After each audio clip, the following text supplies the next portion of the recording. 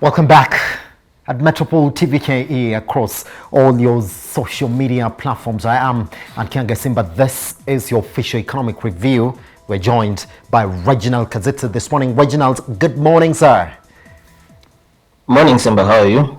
I'm okay. Happy to have you around. Let's jump into that first issue where Kenyans can now breathe a sigh of relief after members of parliament thwarted a plan by the National Treasury to tax the country's staple food, ugali. On Tuesday, the National Assembly's Finance Committee proposed to zero-rate a value-added tax on maize and wheat flour, meaning the price of chapati and ugali is likely to go down after the National Assembly's Finance Committee proposed to zero-rate value-added tax on maize and wheat flour. Now, the reason behind this is to help flour millers claim VAT they paid on inputs such as electricity rather than passing it on to Kenyans who are already feeling the economic heat of the pandemic. Importers of motorbikes and parents who will buy infant foods are also among the big winners in the latest changes by the lawmakers. Now, sugarcane farmers and exporters will also benefit from reduced taxes after members of parliament removed VAT on transport services. This means that farmers will not pay VAT for the delivery of their cane to milling factories. However, the cost of making calls and browsing is likely to sharply rise after the Finance Committee proposed to increase excise duty on telephone and internet services. Also hit hard at the gamblers after the legislators proposed to increase excise duty to 30% from 20%, which the National Treasury Cabinet Secretary Ukur Yatani had proposed on the amount we get. Good. This morning, let's look at that revenue composition by the government, and this is the data that we have for you this morning. I mean, if you look at exactly how that revenue is composed, and you will see that income tax for 2020-21 made 45% of government revenue, VAT 27%, excise duty, which is also a bigger component in that revising of the finance bill 2021-2022 made 16% in 2021 in terms of that revenue composition. Let's cross over and also look at VAT and excise duty side by side. And if you look at 2015 all the way to 2019-2020, you're going to realize that indeed those numbers have been increasing. If you go by that revenue composition, meaning exactly that despite people crying that it has been increased or reduced, the government in one way or another finds a way to continually increase those two taxes, because you can see that both of them experience only one trend, an upward trend as well. Let's cross over this morning and also look at that trend separately as well in terms of composition of government revenue numbers.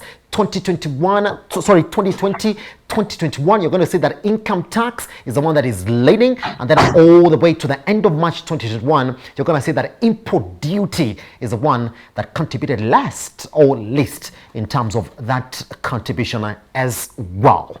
Fine. Reginald, they have revised the Finance Bill 2021-2022.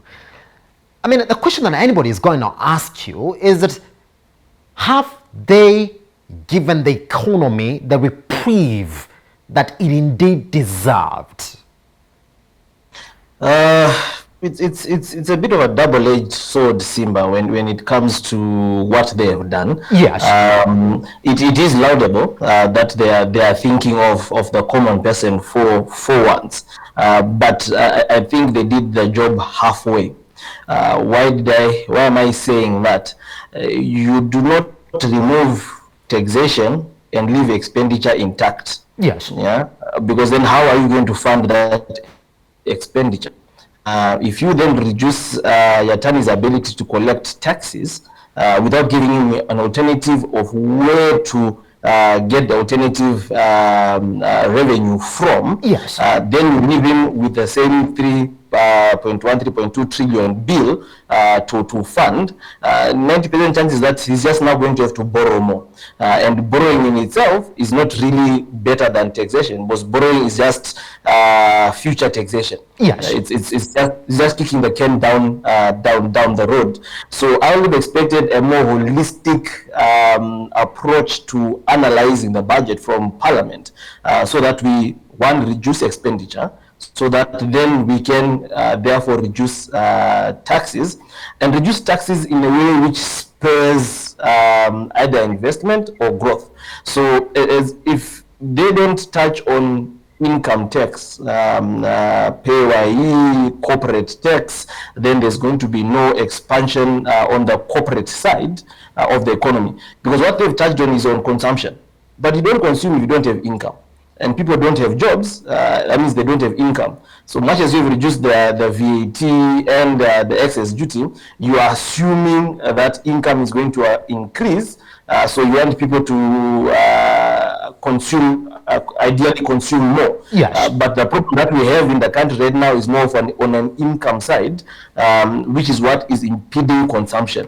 So I think they've done 30% of what they're supposed to do. One is to actually look at the taxes, but then they have to look at both sides of the equation. If you look at the revenue generating ability of Treasury and leave expenditure the way it is, you've literally done nothing. Yes. So to All right, Reginald, let's see exactly where they've gone ahead in terms of sort of trying to balance that curve between, well, reducing Treasury's chances of raising that revenue and actually giving Treasury more power to raise that revenue. And I'm going to ask you this directly, because they've said, well, we have to increase the amount of money that we tax anybody who wagers any placement from 20% to 30%. And Reginald, this morning as well, they've gone back and said, well, any other processing fee and commission that accrues from loans, it is also exposed to a 20% excise duty as well. So look at that revisal, and they've said, well, if you revise now, right, then you're balancing the book and in some sort of way giving the attorney and his office more power to collect that revenue. That balancing act, does it meet the criteria that Treasury is going to look at and say, well, yes, this one works with us? I don't think so, Simba. This is more like a Humpty Dumpty set on a wall, and we all know what happens to Humpty Dumpty when he sits on a wall. He falls down and he breaks to many pieces. Yes. Yeah? If you revise betting upwards and the loan processing, you have assumed people are going to get loans. Yeah, because it's a loan processing. The government will only make money if the loans are processed. The government will only make money if betting actually takes place. So it is hopeful that people will continue betting. Yes. And when you put punitive taxes on a certain area of an industry, you are trying to discourage maybe bad behavior there. So by saying betting 30%, you are trying to discourage betting. That's why you find there's always sin tax on alcohol, cigarettes, because you're trying to induce a behavioral change. So if you increase taxation on betting, you're telling people don't bet. At the same time, you're telling your attorney collect tax from there. But your statement itself is, we don't view betting as a social good. So we're going to tax it so much to make it out of the reach, or make it unfavorable for you to do betting. Yes. So then if the number of people that are betting reduce, we know what happened the last time when it was even at 20%. The largest betting company, is it called SportsPesa or something, closed down because they said it does not make sense. So now we've increased it 30%. So if they are not in business, there's no betting taking place at the same volumes that you would want. So I don't think they've really balanced anything at that point. It has to be looked at holistically on the expenditure side and on the revenue side. They should have actually started from the expenditure side to then justify saying that if we have reduced the expenditure by 500 billion, then there is no need for these additional tax measures, because with the original tax measures, we are able to collect, if we just use the tax measures that were there last year, KRA were collecting close to 1.5 trillion. Yes. Yeah. You have a budget of 3 trillion. How then do you reduce the gap from 1.5 trillion and 3 trillion and reduce it in a way that you don't touch taxation is, I think, the starting point that they need to look at. If you also look at the tax structure of Kenya, you will realize that the majority is actually from taxes on goods and services, yes, then followed by taxes on income, profits, and capital gain. If you look at countries like Nigeria, Botswana, South Africa, even DRC, you realize they make most of their revenue from taxes on income and profits. What does that do? It directs government policy to ensure that incomes are increasing, because then when incomes increase, you are able to generate more revenue and more taxation. Yes. But the way that Kenyan one is the tax structure is done, where it's more from taxes on goods and services, that's where you always find that it's VAT and excess duty that is being played around with the VAT, because there's been a failure to increase income. And the truth of the matter is, as long as income does not increase, then even consumption, that taxation on goods and services, will always be faltering, because it is dependent on actual consumption. Yes. And you don't force someone to consume. That's the unfortunate thing. You will not force me to take a loan. You will not force me to bet. Yes. But I definitely need an income, whether I get it as profits or I get it as employment income. It's a self-drive. I will go look for income. So I think, yes, again, I repeat, I think it has to be looked at holistically, not just from the tax perspective, but they should have actually started from the expenditure. They should have started with their own salaries if they actually meant very well. Say, we're reducing our salaries by 30%, therefore reduce this tax on maize meal and all. Yeah. Yes. Reginald, as we clear on this specific conversation, I want us to look at that trend in excise duty and VAT as well, all the way from 2015 up to where we are right now in 2020-2021. Reginald, one trend is that both of them, within those 5 years or 6 years, they have been on an upward trend. Are we saying that, well, despite the cry from the public that, well, the Kenyan economy is overtaxed, in a sense, the government has never looked back on taxing that economy? But what is that going to be, therefore, for the government? Because majority of our creditors right now are saying you have to have a policy in which you are not overtaxing the economy, because that is not spurring growth. That, Reginald, coming at the back end of Kerry having the biggest number yet to raise in 2021, 2022, and that trend doesn't look like it's going to stop. Yes, Simba. Something also just we need to note on the trend is that those figures are not inflation adjusted. Yes. So you might see a continuous trend, and it's just because, well, the prices of goods and services in the economy have gone up. Yes. Therefore, the tax that they will collect will also go up. It may not be an element that they've actually increased taxation. Yes. So we just need to keep that in mind.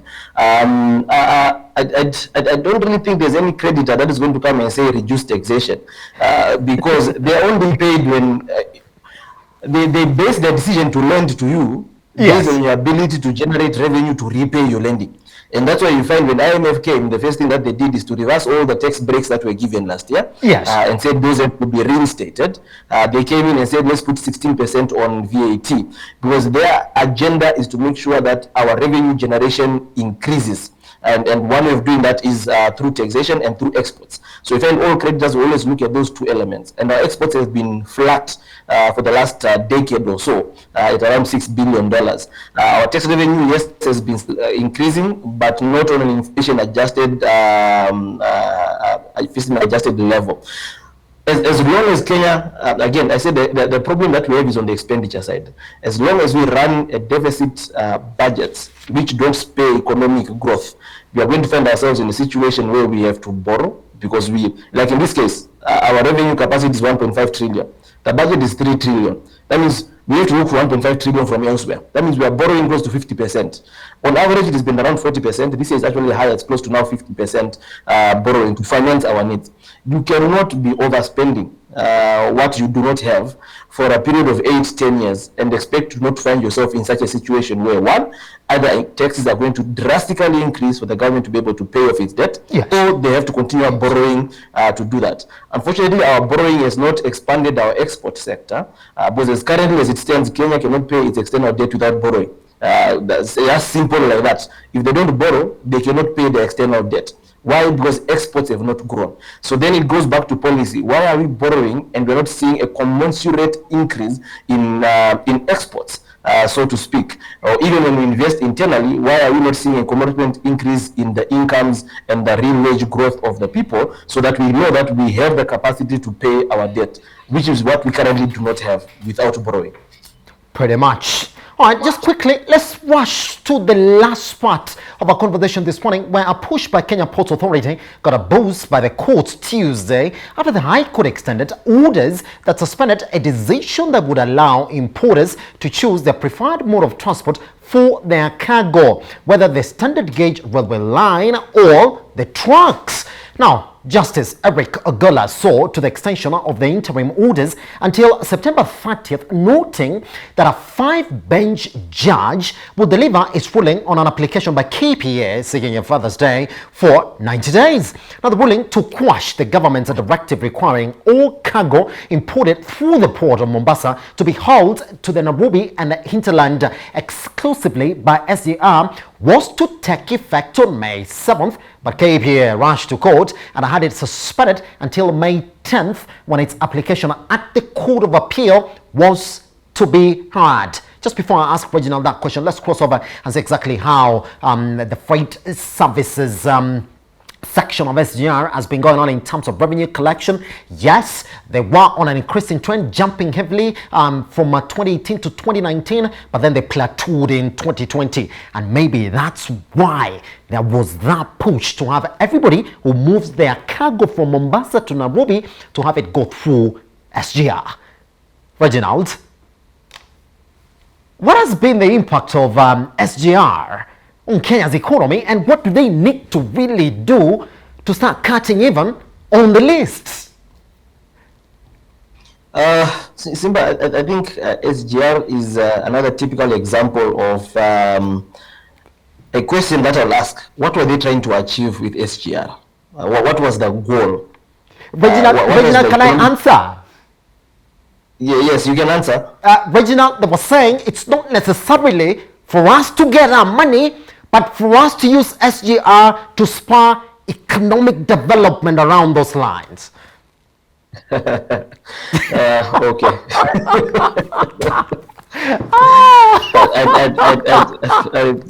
I don't even have a response. I don't even have a response to that. We have very expensive experiments in Kenya. Very expensive experience. SGR is one of them. A very expensive experiment, because any economic policy has to have specific parameters. What are we trying to achieve? Are we trying to reduce the cost of transportation? Clearly, SGR is not doing that. Are we trying to reduce the time that it takes from coast to Nairobi, whatever? SGR does not do that. I think the government just needs to come out and explain SGR was put upon us by the Chinese government because it was part of their road belt movement to make sure that it reaches the DR of Congo, get the resources that they need, have access to a port where they can get out their resources without too many questions. But I don't think there's a specific goal and need that Kenya actually had for the SGR. Because if you look at the financing of it itself, tells you that it was not going to be viable. Breaking even is going to take you 10, 12, 15 years. Has it opened up parts of the country? Again, we need statistics to see how many people drop off along the way and stay there. Is the government put enablers along those lanes? They say to open up the economy. If I drop off at Sultan Hamud, what can I do there? Apart from maybe buying sugarcane and going back on the train. Yeah, what have they done so that people can say, I'm going to Sultan Mahmud, I'm going to use the train? People who enter the SGR do SGR to Mombasa. If you look at the statistics, the number of people that drop off on the way, I'm sure they don't even pass 10%. So again, the element of we are opening up the other areas, I don't think is that genuine. A road will actually open up more better. because you can put a fuel station, you can put shops, you can put restaurants along the way. You can't do that on a train. A person who enters a train wants to move from point A to point B. So as long as we have, as I call them, very expensive experiments, that we have not even thought out what we want to achieve with this. How many jobs do we want to create? How much time do we want to reduce from Mombasa to Nairobi on cargo? What is the percentage or marginal cost we want to reduce from Mombasa to Nairobi on transportation cost? As in, there have to be KPIs and matrices before we implement any type of policy, economic policy. So for me, SGR was just an expensive experiment. Pretty much. Reginald, thank you very much for taking your time to speak to us this morning here on a Metropole Television. You're welcome, Simba. Pretty much. And we come to the end of the show. My name is Simbalaji Charles. Good morning. We gotta get out.